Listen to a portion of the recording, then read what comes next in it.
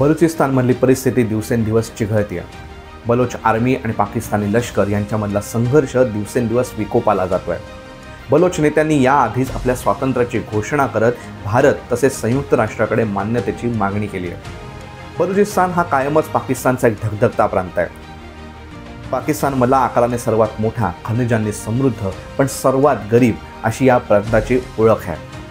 स्वातंत्र्यानंतर अतिशय विश्वासघाताने आणि कपटाने बलुचिस्तानला पाकिस्तानमध्ये मोहम्मद अली जिन्नांनी समाविष्ट करून घेतलं. तेव्हापासूनच हा संघर्ष सुरू आहे. बलुचिस्तान हा आंतरराष्ट्रीयदृष्ट्याही एक महत्त्वाचा प्रांत आहे. चीनचं महत्त्वाकांक्षी ग्वादार बंदर याच भागामध्ये आहे.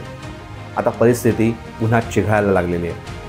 पाकिस्तानमध्ये आता नेमकं काय होणार? पाकिस्तान एका ज्वालामुखीच्या तोंडावर उभा आहे अशी परिस्थिती निर्माण होते. शस्त्राने फक्त प्रदेश जिंकता येतो, माणसांची मनं नाहीत, हे पाकिस्तानला आता तरी समजेल ही आशा.